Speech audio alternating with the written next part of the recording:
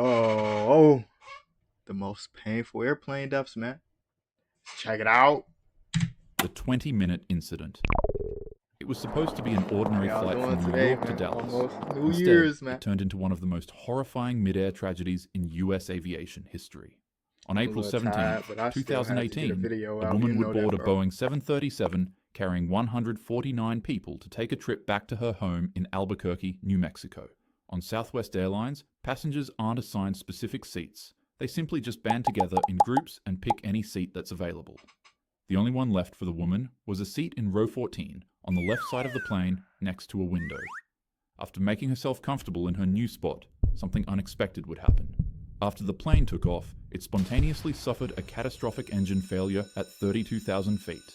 A fan blade broke loose, ripping through the engine casing and sending dangerous shrapnel into the plane's fuselage. One piece of debris struck a window, instantly blowing it out. And as you would guess, the window it struck would be none other than the woman's. In an instant, the 43-year-old mother of two was partially sucked out of the plane. The decompression was violent. Passengers scrambled in shock as the rushing wind pulled her torso outside, leaving her head and arms flailing violently into the sky. Desperate to save her, fellow passengers held onto her legs, trying to keep her body inside the plane with every ounce of their strength. Flight attendants fought chaos with calmness, urging everyone to remain seated while the crew prepared for an emergency descent. For 20 agonizing minutes, the cabin was a battleground between survival and disaster. Despite passengers' efforts, the vicious thrashing was too severe on the woman's body. By the time the crippled jet made its emergency landing in Philadelphia, she had passed away.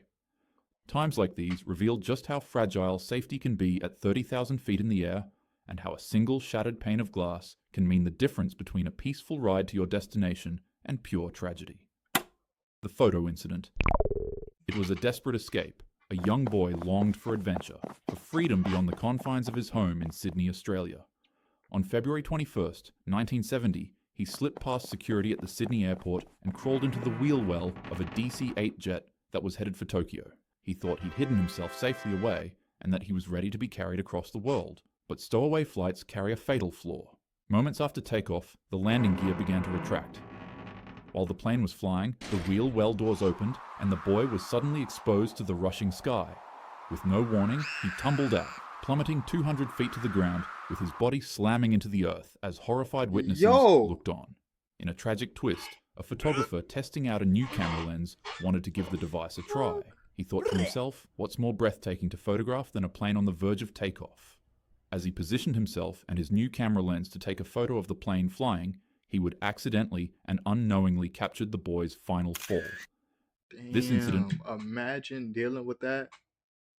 Would leave behind a tragic and haunting image of a body suspended midair just seconds before doom. His parents were devastated.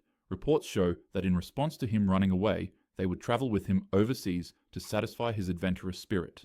But even at that, he still kept running away, so they sent him to a boarding school to keep him grounded and protected. Nonetheless, the boy still escaped. I won't lie, it's cases like these that kinda put a damper on my mood. And as much as I talk about physical health and its safety on this channel, mental health is just as important. And so I'm happy to thank today's sponsor, BetterHelp. We cover a plethora of tragic incidents on this channel, and as most of you already know, when I'm doing research, usually every once in a while, I'll come across something extremely distressing. Odd enough, when I was younger, it was a reminder to us of how fragile life can be. Videos revolve around real people with real stories to lend an ear. And don't think that you're not. Airports are supposed to be gateways of excitement, the place where journeys begin.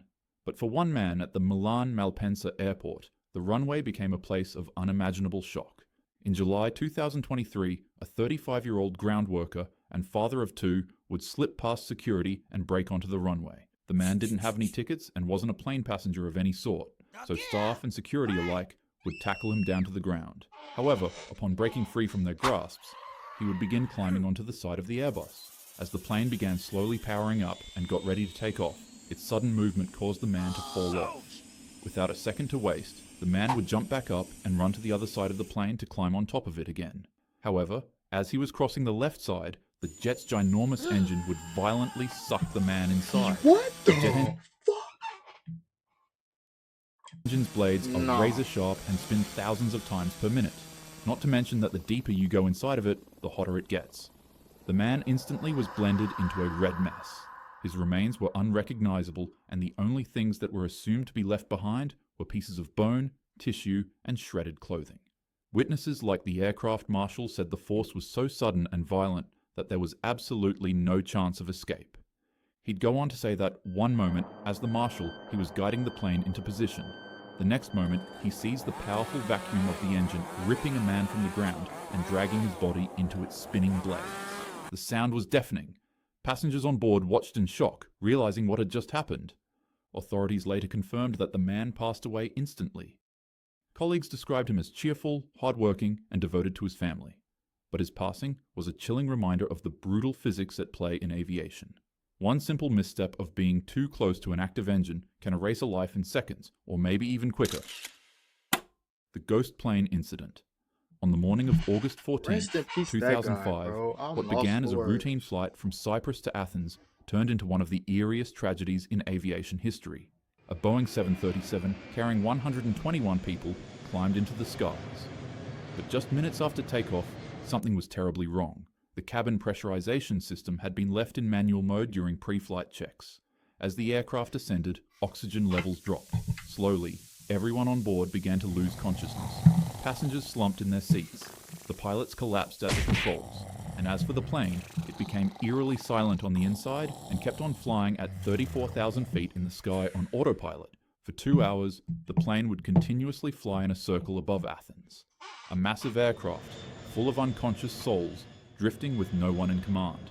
Fighter jets scrambled to intercept it, peering into the cockpit only to see the captain's chair empty and the co-pilot slumped lifelessly over the controls. Meanwhile, oxygen masks dangled uselessly from the ceiling. But then, one man moved. Flight attendant Andreas Prodromou had regained partial consciousness thanks to a portable oxygen supply. In a desperate final act, he entered the cockpit and tried to save the aircraft. Witnesses believe he attempted to steer it away from Athens, sparing the city from catastrophe.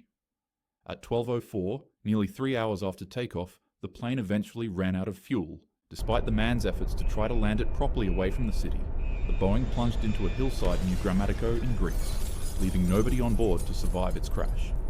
Investigators concluded it was a costly mix of human error and mechanical oversight. A simple switch left in the wrong position, a mistake no one caught in time. Although devastating, the lives on the plane are still remembered till this day, especially the heroic man who was able to veer the plane away from Athens City and stop it from crashing on hundreds of unsuspecting citizens. Oh, the humanity. On May 6th, 1937, Nightmare fuel, a bro. luxurious German passenger airship, marketed as the peak of elegance and wealth, attempted to dock at the Lakehurst Naval Air Station in New Jersey after a transatlantic flight. Dozens of spectators gathered to watch the massive Zeppelin. It was 804 feet long, which is nearly twice the length of a Boeing 747. It also weighed nearly 500,000 pounds. But it only carried 97 people. The beautiful airship began to descend from the clouds, preparing itself to land. Then, without warning, disaster struck. You see, the ship was maneuvering during a thunderstorm and garnered a static electric charge within its metal frame. Normally, this wouldn't be too much of an issue if the ship was using helium, as it was quite literally designed to use it. But for political reasons in 1937, the United States refused to export helium to Germany, and so individuals would go on to fill the airship with hydrogen instead, an extremely flammable gas. Even though the Germans knew this was very dangerous, they did it anyway. And so, as the Hindenburg hovered above the mooring mast, it dropped its landing ropes, which is theorized to have created a spark. In a flash, gigantic flames erupted near the tail of the ship, and within seconds, the entire airship was engulfed in fire, while it was still flying in the sky. The hydrogen gas keeping the Zeppelin afloat ignited into a breathing inferno, turning the proud airship into a falling torch as it floated 200 feet off the ground. People inside struggled for survival as the interior became an oven of smoke and flames. Many people and others collapsed from smoke inhalation. Ultimately, passengers became faced with the horrifying reality that their only escape from the ship was to jump 200 feet to the ground. People leapt from the burning craft as it collapsed to the ground in just 34 seconds. The screams of passengers became mixed with the roar of fire, and terrifying enough, 36 people would perish from this disaster. But RIP to these what people, really bro. made this This shit tragedy crazy. unforgettable I'm was really the lost for live words, radio bro. I'm so broadcast. sorry. Remember that this was going on I in don't even know what to say, bro. 1937? Many people never saw or even heard of things like this, especially on radio. Usually, I talk Reporter my Herbert ass off. Morrison, who was covering the landing, was overcome with horror as he cried out words that would echo through history. All the humanity and all the presidents screaming around here.